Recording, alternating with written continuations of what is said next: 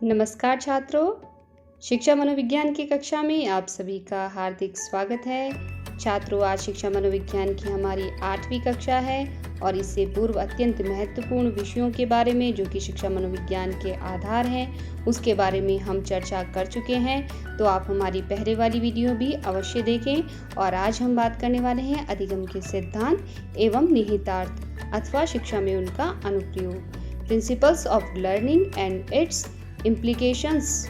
छात्रों, यह जो टॉपिक है यह सभी शिक्षक प्रतियोगी परीक्षाओं में आता है, जैसे कि first grade, second grade, REET, सभी परीक्षाओं में, सीटेट में भी यह टॉपिक है।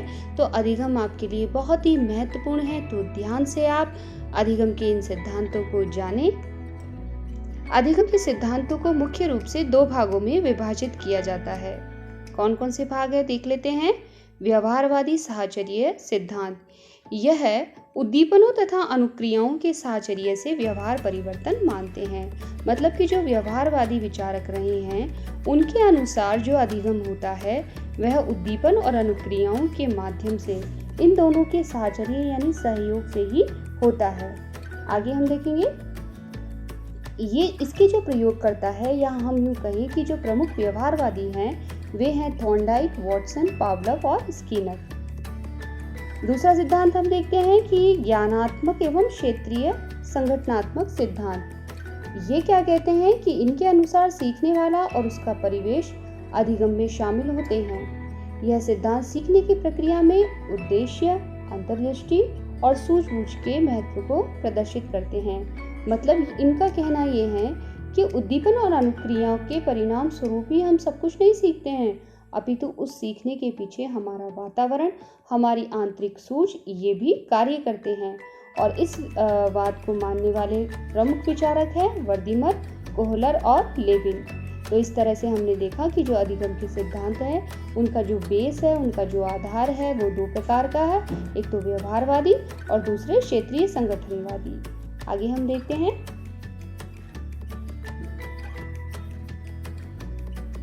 पहला जो सिद्धांत है वो थॉर्नडाइक का उद्दीपन अनुक्रिया का सिद्धांत है। अत्यंत महत्वपूर्ण ये सिद्धांत है, तो इसको आप ध्यान से जानें। इसको हम स्टिमुलस रेस्पॉन्स थ्योरी भी कहते हैं। इस सिद्धांत की जो अन्य पर्याय हैं वो भी आप एक बार देख लीजिए, क्योंकि प्रतियोगी परीक्षाओं में बहुत बार इसके पर्याय भी पूछ लिए जाते हैं, तो आपको इसके जो अपर नाम है वो भी याद होने चाहिए। सिद्धांत के अन्य नाम है उद्दीपक अनुक्रिया सिद्धांत। देखिए, पहले उद्दीपन अनुक्रिया तो हो ही गया, दूसरा है उद्दीपक अनुक्रिया सिद्धांत, बंध सिद्धांत, संबंधवाद सिद्धांत, साहचर्य सिद्धांत, प्रयास एवं त्रुटि सिद्धांत, प्रयास एवं भूल का सिद्धांत, संयोजनवाद और एसआर थ्योरी। छात्रों, ये सारे जो नाम हैं वो इसने जो प्रयोग किए हैं, थॉर्नडाइक ने जो प्रयोग किए हैं उसके आधार पर ही इसके नाम हुए हैं। एक ही सिद्धांत है, उसके ही बहुत सारे पर्याय हैं। मैं आपको सारांश में यहाँ समझा देती हूँ कि उद्दीपक अनुक्रिया, आगे आप एक प्रयोग पढ़ेंगे उसमें कुछ उद्दीपक है, उसके अनुसार अनुक्रिया की जा रही है और जिसका परिणाम अधिगम हो रहा है। बंध सिद्धांत यानी कि एक उद्दीपक के प्रति जो अधिगम करता है उसको बांध दिया गया है, इसलिए इसको बंध सिद्धांत कहा गया है। संबंधवाद यानी कि अनुक्रिया को उद्दीपक से जोड़ दिया गया है, इसलिए इसको संबंधवाद कहा गया है। साहचर्य सिद्धांत यानी कि 2 के संयोग से, उद्दीपक और अनुक्रिया के साहचर्य से ही अधिगम हो रहा है, इसलिए इसको साहचर्य सिद्धांत कहा गया है। प्रयास एवं त्रुटि का सिद्धांत को, अधिगम को करने के लिए हमें कुछ प्रयास भी करने पड़ते हैं और उन प्रयासों में त्रुटि भी होती है, इसलिए इस सिद्धांत को प्रयास और त्रुटि का सिद्धांत कहा गया है। प्रयास एवं भूल का सिद्धांत, ये भी त्रुटि का ही अपर नाम भूल है। संयोजनवाद कहा गया है इसको। संयोजनवाद जोड़ा गया है, किसको जोड़ा गया है? अनुक्रियाओं को जोड़ा गया है, किससे? उद्दीपक से। फिर कहेंगे एसआर थ्योरी। एसआर थ्योरी का मतलब क्या है? Stimulus response theory. स्टिमुलस यानी पहले उद्दीपक और उसके बाद में रेस्पॉन्स यानी कि अनुक्रिया। तो जैसा कि आप सभी आप समझ ही गए होंगे कि ये जितने भी नाम हैं वो उद्दीपक और अनुक्रिया से जुड़े हुए हैं, इसलिए इसके पर्याय को आप याद रखिए, एक बार देख लीजिए और जब प्रश्न आए तो उस पर थोड़ा सा कॉमन सेंस लगाएंगे तो आपको ये सारे नाम याद हो जाएंगे। आगे हम देखेंगे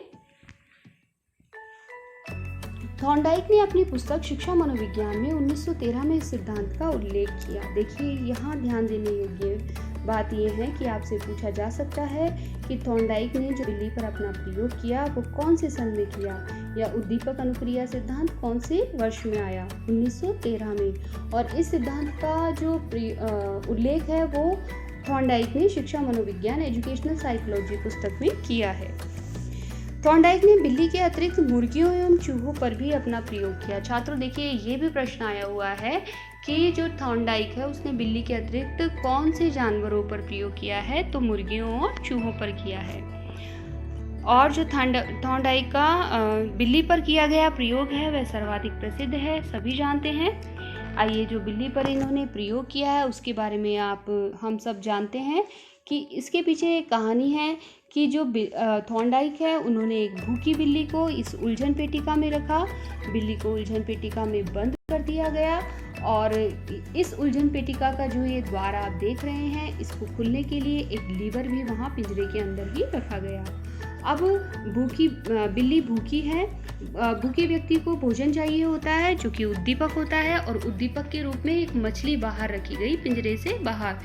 अब बिल्ली तड़प रही है, लेकिन मछली को प्राप्त कैसे करे? वह पिंजरे से बाहर निकलने के लिए इधर उधर उछल कूद करती है और अचानक उसका जो पाँव है वह लीवर पर पड़ जाता है और पिंजरा खुल जाता है।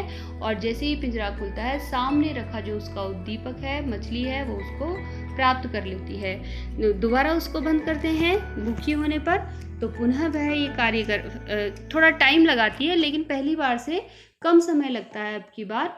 और तीसरी बार में तो वो बिना कोई त्रुटि करे और पिंजरे को खोलना, लीवर को दबाना सीख जाती है, पिंजरे को खोलना सीख जाती है। तो इस प्रकार से थॉर्नडाइक ने इस प्रयोग से ये सिद्ध किया कि यदि उद्दीपक समक्ष हो तो प्रयास और त्रुटि के माध्यम से हम अधिगम कर सकते हैं। अब हम इस प्रयोग में मुख्य बात क्या है उसको जान लेते हैं। इस प्रयोग में हमने देखा कि एक चालक है। चालक कौन? भूख। मान लीजिए बिल्ली अगर भूखी नहीं होती तो क्या वह उल्टे सीधे प्रयत्न करती? नहीं करती। वह आराम से पिंजरे में एक कोने में सो जाती।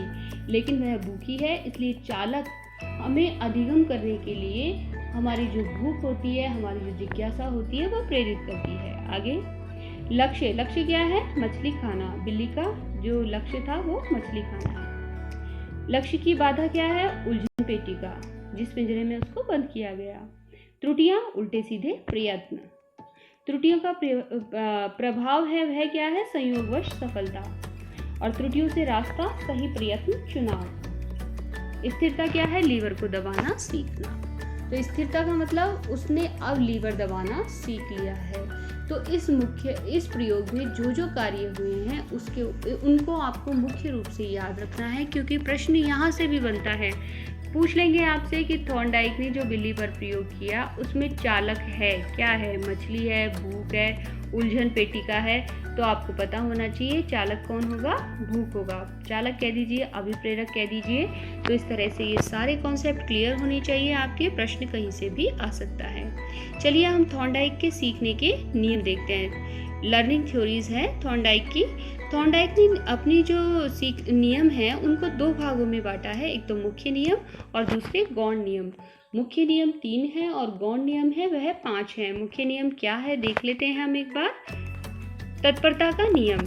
थॉर्नडाइक यहाँ कहते हैं कि जब तक हम किसी कार्य को करने में तत्पर नहीं होंगे तब तक हम अधिगम नहीं कर सकते हैं। उन्होंने कहा कि जैसे एक घोड़े को यदि घास दे दी जाए और घास रख दी जाए उसके समक्ष, और यदि वो प्यासा है तो उसको तालाब के पास ले जाया जाए, लेकिन अगर घोड़ा घास खाना ही नहीं चाहेगा, पानी पीना ही नहीं चाहेगा, तो क्या उसकी भूख और प्यास शांत हो जाएगी? अर्थात नहीं होगी। तो मनुष्य को जो प्रयास होते हैं वह खुद करने पड़ते हैं। एक जो तत्परता होती है, एक लगन होती है, वो खुद के अंदर होती है। जब तक वह किसी चीज़ को सीखना ही नहीं चाहेगा तब तक उसको कुछ भी नहीं आएगा। तो सीखने का पहला नियम क्या हुआ? तत्परता का नियम। आप किसी चीज़ को सीखने के लिए तत्पर रहें। दूसरा है अभ्यास का नियम। आप तत्पर हो गए, तैयार हो गए, आपको वो काम करना ही है, आपने ऐसा डिसाइड कर लिया। अब आपको क्या करना है? अभ्यास करना है। कहते हैं ना, करत करत नित अभ्यास जड़मति हो सुजान। और आप निरंतर किसी चीज़ को करेंगे तो निश्चित रूप से आप उसमें पारंगत हो जाएंगे। तो दूसरा नियम होगा अभ्यास का नियम। आगे हम देखेंगे तीसरा नियम, प्रभाव का नियम। प्रभाव का नियम क्या? आप तत्पर भी हैं, आप अभ्यास भी कर रहे हैं और अब आपको सफलताएं मिलने लग गई है, तो निश्चित रूप से आप अगले कार्य को भी, उससे कठिन कार्य को भी करने का प्रयास करेंगे। तो इसको हम कहते हैं प्रभाव का नियम। आप तत्पर भी हो गए, आपने बहुत सा अभ्यास भी किया, लेकिन आपको सफलता ही नहीं मिली, तो निश्चित रूप से आप निराश हो जाएंगे और आप शायद उस कार्य को करना भी छोड़ देंगे। तो इसलिए जो प्रभाव है, यानी कि जो संतुष्टि है, वो भी प्राप्त होना अत्यंत आवश्यक है। यहाँ इसी प्रयोग से हम उदाहरण लें कि यदि बिल्ली को पिंजरा खोलना उसने सीख लिया, त्रुटिपूर्ण प्रयास उसने किए, लेकिन उसको बाहर यदि मछली नहीं मिलती, तो क्या वह दोबारा ऐसे प्रयास करती? नहीं करती। तो इसलिए प्रभाव का नियम ये कहता है कि हमें हमारी अनुक्रियाओं के फलस्वरूप कुछ परिणाम भी मिलना चाहिए, कुछ पुरस्कार भी प्राप्त होना चाहिए। देखिए छात्रों, थॉर्नडाइक के सिद्धांत को बड़े सरल तरीके से आप याद करने के लिए ये मैंने एक ट्रिक लगा रखी है, TAP। टी से क्या? तत्परता, ए से अभ्यास और पी से प्रभाव। तो टैप याद रखिए आप। थॉर्नडाइक के जो मुख्य नियम है उसको क्या कहेंगे आप? टैप, क्योंकि बहुत सी परीक्षाओं में इसका क्रम भी पूछा गया है। आपको जिगजैग करके दे देंगे तीनों सिद्धांत और फिर आपको क्रम में लगाने के लिए कहेंगे। तो आपको यदि ये टैप याद है तो आप पहले तत्परता, फिर अभ्यास और फिर प्रभाव करेंगे। तो मैं समझती हूँ कि आपको यह जो थॉर्नडाइक के सिद्धांत हैं, मुख्य नियम है, वो समझ में आ गए होंगे। आगे हम देखते हैं गौण नियम। जो सीखने के गौण नियम है वह 5 नियम है और उसमें पहला जो है आंशिक क्रिया का नियम। इसमें थॉर्नडाइक कहते हैं कि हम किसी कार्यों को छोटे छोटे खंडों में करते हैं तो भी हम उस कार्य को सीख जाते हैं। फिर है बहुप्रतीक क्रिया का नियम। किसी एक ही कार्य को अनेक प्रकार से यदि हम करते हैं, अनेक प्रकार की क्रियाओं से करते हैं तो भी हम सीखते हैं। फिर है संबंध परिवर्तन का नियम। हम अपना संबंध परिवर्तित करके भी कार्य को कर लेते हैं, सीख लेते हैं। जैसे यहाँ पर एक उदाहरण है उन्हीं की पुस्तक से कि जो प्रेमी होता है उसको अपनी प्रेमिका से बात करने का मन होता है, तो वो क्या करता है? उसकी अनुपस्थिति में उसकी तस्वीर से बातें कर लेता है। तो इसको हम कहते हैं संबंध परिवर्तन, यानी कि प्रेमिका की जगह उसने अपना जो परिवर्तन है वो उसके चित्र के साथ में कर लिया है। आगे हम देखेंगे आत्मीकरण का नियम। इसका मतलब क्या हुआ? ज्ञान को आत्मसात कर लेना। जिस भी चीज़ों को हम सीखना चाहते हैं उसको हम आत्मसात कर लेते हैं, उसको सीख जाते हैं आंतरिक रूप से। आगे हम देखेंगे अभिवृत्ति या मनोवृत्ति का नियम। यह मानसिकता का नियम भी कहलाता है कि जैसी हमारी मनोवृत्ति होती है वैसे ही हमें कार्य में सफलता या असफलता मिलती है। हम ये मान के चल रहे हैं कि ये काम मुझसे होगा ही नहीं, तो यकीन मानिए कि आपसे वो काम कभी नहीं होगा। दूसरी ओर आप मानसिकता ये बना लेते हैं कि कुछ भी हो जाए मुझे ये कार्य पूर्ण करना है, तो आप उस कार्य में सफल अवश्य होंगे। तो इसको क्या थॉर्नडाइक ने कहा? अभिवृत्ति या मनोवृत्ति का नियम। तो इस तरह से थॉर्नडाइक के जो सीखने के नियम हैं, मुख्य नियम 3 हैं और गौण नियम 5 हैं, जिनकी चर्चा हमने यहाँ की। आगे हम देखेंगे शिक्षा में इस नियम का प्रयोग। जो शिक्षा में निहितार्थ है या शिक्षा में प्रयोग है, जो कॉन्सेप्ट आया है वो ये वाला ही कॉन्सेप्ट है। इसमें देखेंगे क्या आएगा कि गणित और विज्ञान में उपयोगी। गणित और विज्ञान, जैसा कि हम सभी जानते हैं कि ये दोनों ही विषय ऐसे हैं जिसमें निरंतर अभ्यास की आवश्यकता होती है, और जब हम अभ्यास करते हैं, प्रयास करते हैं, तो उसमें त्रुटियां भी होती है। तो ये गणित और विज्ञान में हम इस सिद्धांत को लागू कर सकते हैं कि बहुत ज़्यादा से ज़्यादा बालक को प्रयास करवाएं और उसमें त्रुटियां भी होगी, लेकिन फिर अंततः वह अधिगम कर लेगा। आगे हम देखेंगे अभ्यास द्वारा निपुणता। ये सिद्धांत हमें बताता है कि हम किसी भी कार्य को निरंतर अभ्यास करवा करके उसका अधिगम करवा सकते हैं।